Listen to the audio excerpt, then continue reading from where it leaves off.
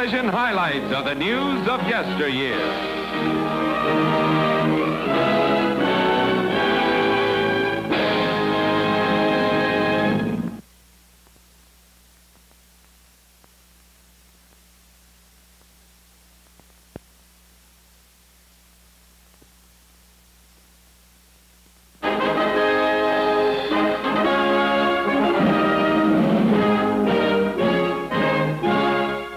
It's May 1926, and here at Gothenburg are Crown Prince Gustavus Adolphus of Sweden and his princess boarding grips home for Atlantic crossing.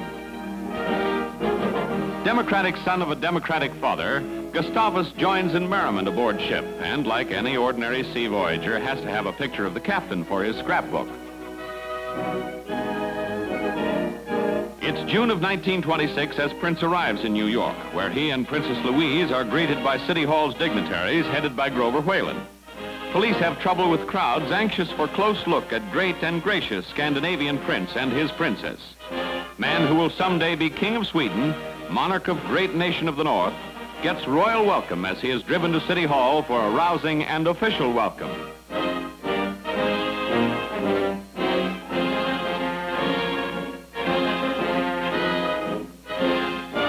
And the mayor giving him keys to city is Jimmy Walker. It's long way from Stockholm to America's District of Columbia, but Secretary Kellogg and others make Gustavus Adolphus and Louise feel as at home as if they were in their native land. A prince who, like his father, is admirer and promoter of progress, Gustavus visits America's immortal inventor, Thomas Alva Edison. This is at West Orange, New Jersey, scene of Edison triumphs. Forgetful Mr. Edison is reminded by his wife to take off his hat before cameras, one of his inventions. Probably most unforgettable moment of visit is this ride of royalty in Edison Royal Carriage, a 1921 tin can. At West Point, Crown Prince Gustavus Adolphus reviews cadets of United States Military Academy and calls them finest soldiers he's ever seen. And the admired cadets put on a good show for royal visitors they admire and respect. In Chicago, Prince and Princess pay their respects to American held in high regard by Sweden as they place wreath before Lincoln Memorial. Gustavus, too, believes in government of, by, and for the people, and is learning from his great father to rule Sweden well.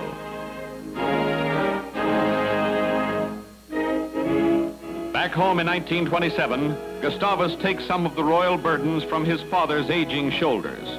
Though still a prince in name, he slowly but surely becomes a king in action, sharing responsibilities of crown. In the 1940s, he moves closer than ever to the throne that age is forcing his father to vacate. And when in 1950, Gustav dies, Gustavus Adolphus reigns, and his handsome heir apparent is young Carl Gustav, newest Crown Prince of Sweden.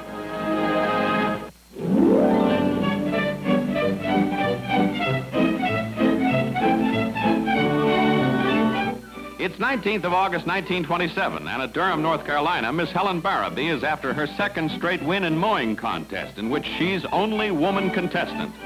Entrants must each mow 1/40th of an acre of clover. And here's how Helen does it, in bloomers.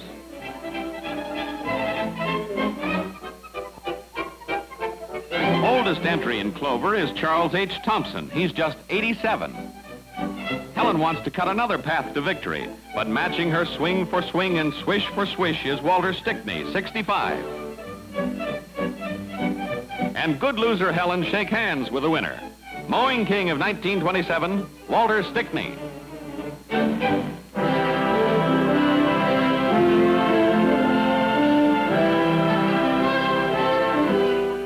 Here in the early 1930s, usually busy and bustling streets of heavily populated San Francisco are virtually deserted.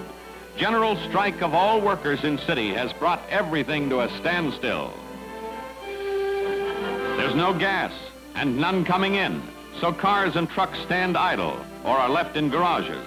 City is on edge of complete paralysis. Threats and rumors of famine empty big towns' grocery stores and meat markets. Counters are bare. Every sort of business closes up shop in one of most total walkouts in history of strikes.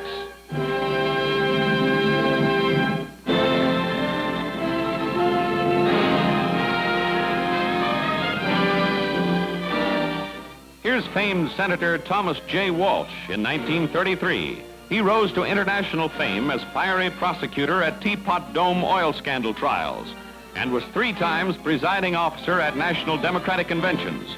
His death was called great shock to nation, and in addition to that, a great loss. In fur coat and cloche hat, here's Miss Greta Garbo of Sweden and the movies. It's the middle 1920s, with silent films still the best Hollywood fare. And Miss Garbo is at height of her career, fresh from dramatic triumphs in motion pictures with John Gilbert and other stars.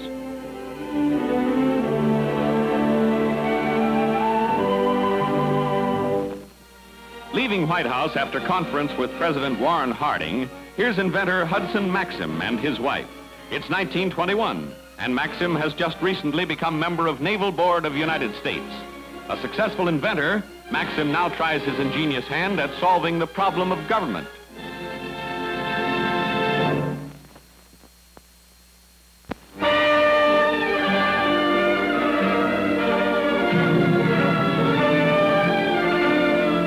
It's 30th of August, 1930.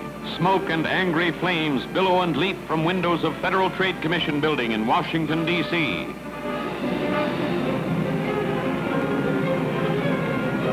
Biggest danger is that valuable government records will be destroyed by flames. So 31 firemen are injured in successful battle to get commission files to safety. Damage to building and furnishings runs to $165,000. But since files are saved and none of the injured firemen is seriously hurt, the outcome is considered a lot better than it might have been.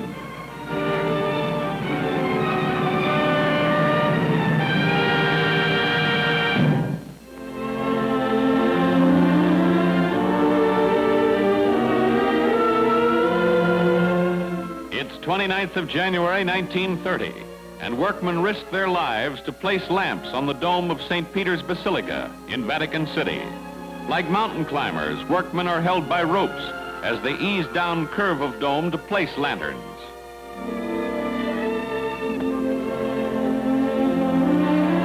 Height of workers can be judged by size of people in Cathedral Plaza below. It's dangerous work, all right, but it's for a great and important cause.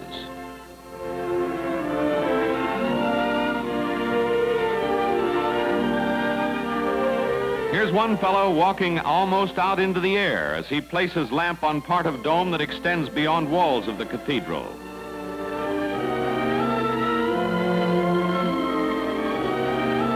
But night shows the reason for the dangerous work, as St. Peter's becomes a glory of light and shadow, as Catholic City celebrates a Jubilee illumination. All Rome comes out to see the sight, and it's a sight that no one could ever forget.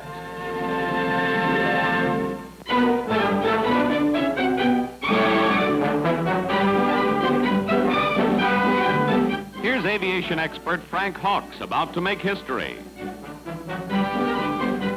Hawks receives first glider mail in United States and then gets a fond farewell and loving send-off from his mother and father.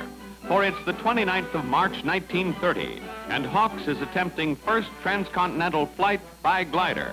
He's to be towed, of course.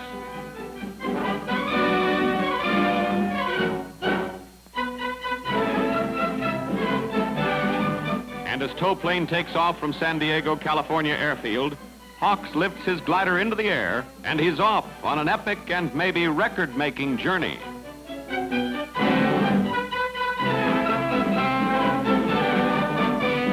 Here's the glider in flight as it moves eastward toward New York. And then on 6th of April, 1930, the glider cuts loose from its tow plane, and Hawks turns and comes in for a perfect landing. And the field he glides into is made of the soil of New York. Hawks has spanned the nation by glider.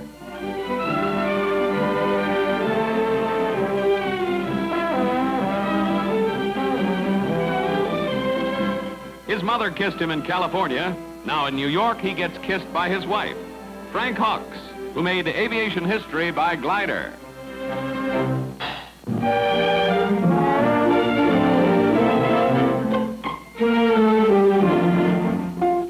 The nation's nicest in 1929. Here are 18 of America's misses. And here's Miss New York of 1929, picked for beauty, personality, and definitely not for her cloche hat. Miss Miami should rate high on the contest if the height of the neckline moves the judges. This darling is from Denver. The arch of the brim of her hat shows influence of Pike's Peak. These pretties from the Pacific Coast prove that a cloche hat and simple suits can't do much damage to the cutest in California. And Mr. Kummer dares a V neckline. V for victory, no doubt, even in 29.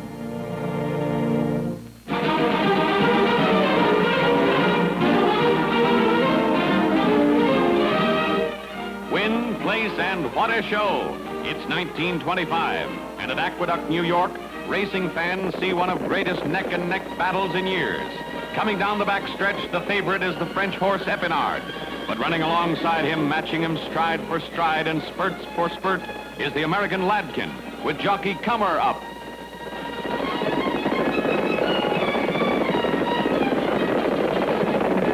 Rounding the far turn, the two horses are still pounding homeward side by side. And down the stretch to the finish wire, it looks like Epinard, or a dead heat.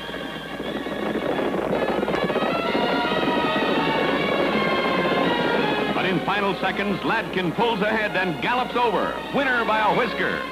Defeated but not disgraced, the French entry Epinard is plain tired.